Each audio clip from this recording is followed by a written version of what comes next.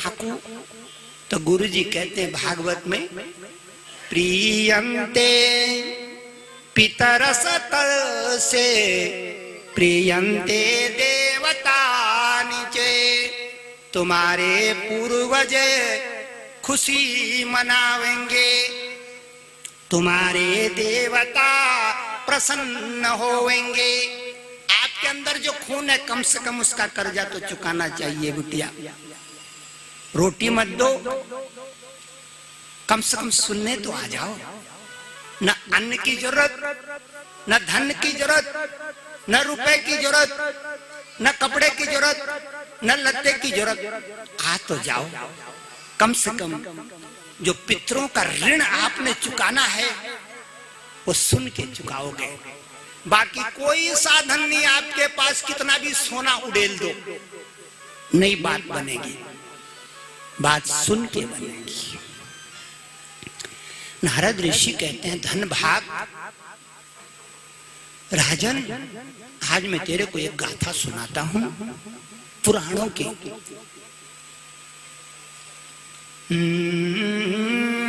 अरे रे रे रे रे रे रे रे, और गिर गए गिर गए गिर गए गिर गए गिर गए। क्या गिर गए महाराज? बोले दो जीव गिर गए, ऊपर से नीचे आ गया। अच्छा, कौन थे वो? क्या नाम था उनका? क्या उनकी गाथा थी? धर्मराज कहता है, गुरुजी ये जनता जनार्दन को, ये दूर दूर की गोपियां आई हैं, इनको ये भागवत कथा सुना था। और मैंने कहा, गोपियां गृहे गृहे गोप बधो कदम्बा, सर्वे मिलित्वा समवाप्य योगम, पुण्यानि नामानि पठन्ति नित्यं, गोविंद दामोदर माधवेति। ये गीत क्यों गाना पड़ता है बिटिया? बिना इस गीत के भागवत के गाए भी तो कथा हो जाएगी, लेकिन नहीं, ये गीत एरियल का काम करते हैं। जैसे एरियल लगाते हैं ना सिग्नल पकड़ने के लिए, ये गीत एरियल का काम करते हैं। ब्रह्मांड में जो हजारों वर्षों की ध्वनि उड़ रही है, जब हमारा सुर उनके सुर से मेल खा जाए तो आपको 5000 वर्ष पुरानी कथा आज भी मिल जाएगी। समय का कोई फासला नहीं, समय का फासला नहीं हुआ करता। ध्यान में आदमी हजारों वर्ष पुरानी लीला को देख लेता, समय में नहीं है फर्क। फर्क हमारी मशीन में है। घर घर में गोप बधुएं हैं, हमारी बेटी भी गोपी, पत्नी भी गोपी, बहना गोपी, माँ गोपी, नानी गोपी, दादी गोपी, मेरे मित्र का परिवार गोपियों का, मित्र का मित्र, मित्र का मित्र, मित्र का मित्र, मित्र का मित्र, और सारा संसार गोपियों का जमावड़ा। ये जहां भी होगी ये नथवाली, ये गोपी का अंशज होगी। अरे बहनों, हजारों बरस पुरानी पोथी में लिखा है, खून तो आपके अंदर वही है ना पुरानों का, नया कहां से लाओगे? किससे मांगोगे? एक पीढ़ी ने दूसरे को दिया, दूसरे ने तीसरे को दिया, तीसरे ने चौथे को दिया, धक्का मार के आज हमारा 2020 आ गया, 2023 आ गया। धक्का मारते मारते मारते मारते इस संसार में किसी भी चीज का बीज नष्ट नहीं होता। इस संसार में किसी भी चीज का बीज खत्म नहीं होता बिटिया, कम ज्यादा रूप में मिल जाता है। आज भी मिल जाएगा, आज भी आपको हजारों बरस पुराने महात्माओं का रूप मिल जाएगा, हजारों बरस पुरानी देवियों का स्वरूप मिल जाएगा, हजारों बरस पुराने योगियों का सत्कार मिल जाएगा, ज्ञानी ध्यानियों का रूप मिल जाएगा। ऐसा कुछ नहीं है, मरता यहाँ कुछ भी नहीं, अजर अमर है धरती। कथा सुना रहे हैं नारद ऋषि। नारद का मतलब है जिसके अंदर इतनी शक्ति है, जो बैठा है धरती पर और पहुंचा आकाश। स्वर बढ़ गया क्या? नीचे करिए स्वर को। जो बैठा हुआ है धरती पर और पहुंचा हुआ है आकाश, जो आपको ऊपर की खबर यहां सुना दे, उस लोक की खबर इस लोक में सुना दे, उसका नाम नारद।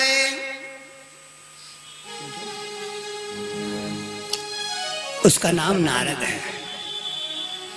नारद ऋषि गाथा गाने से पहले बीणा बजाने लगे। क्यों बजाने लगे? नारद ऋषि कहते हैं, नारद उवाच देवदत्ता मीमां वीणा स्वर ब्रह्मे विभूषितां। ये मेरे अंदर वीणा है, वो वीणा को कंपाऊं। वीणा सबको मिली है, लेकिन हमारी भाई बहन और हमारी माताएं उसको बजाने की अकल नहीं करते। सबके अंदर है वीणा। कोई ऐसा नहीं जो बिना वीणा के पैदा होता है संसार में, लेकिन किसी की सारी उम्र भर सोई रह जाती है और किसी की जल्दी जग जाती है, किसी की बुढ़ापे में जगती है, किसी की तब जगती है जब यहां से टिकट काटने का नंबर आता है, तब जगती है 80 साल में। तब फायदा क्या है? दांत है नहीं, चने कहां से खाओगे?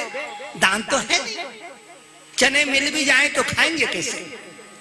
तो वीणा का मतलब होता है, भागवत में ध्यान से सुनो, नारद बजावे प्राणों की वीणा, नारद सुनावे प्राणों की गाथा।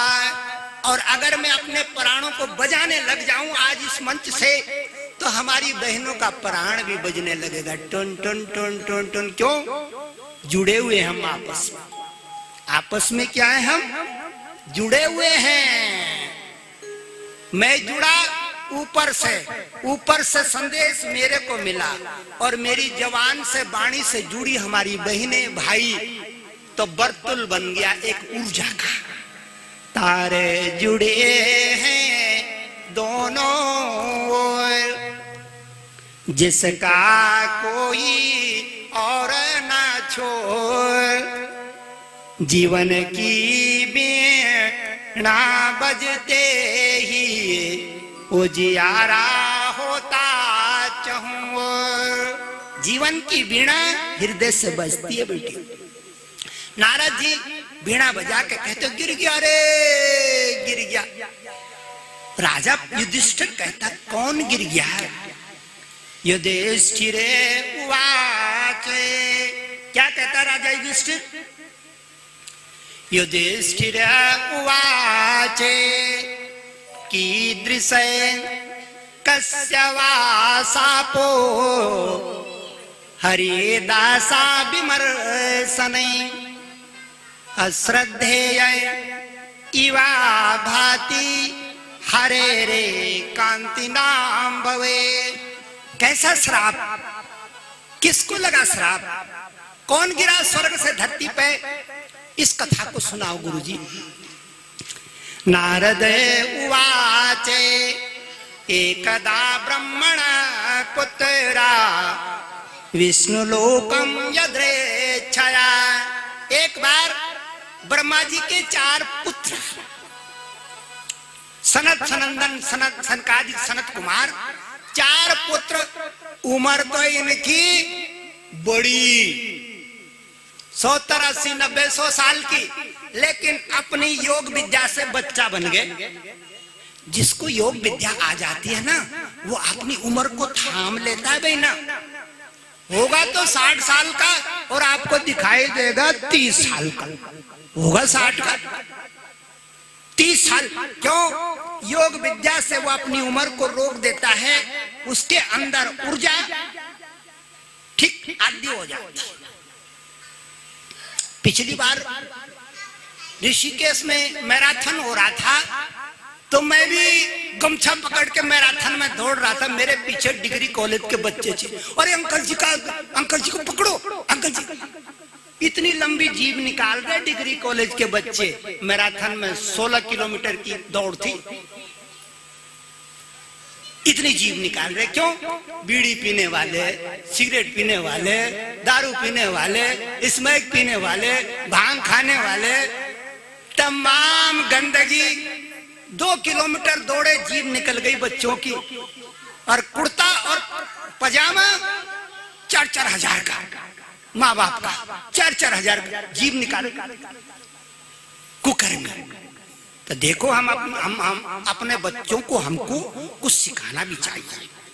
खाली पैसा दे दिया और यूनिवर्सिटी में भेज दिया, पैसा दे दिया और इंजीनियरिंग कॉलेज में भेज दिया, वहां जाकर के वो बीड़ी सूत रहा है, कुकर्म गंदी चीजें खा रहा है, अपने जीवन का नाश मार रहा है।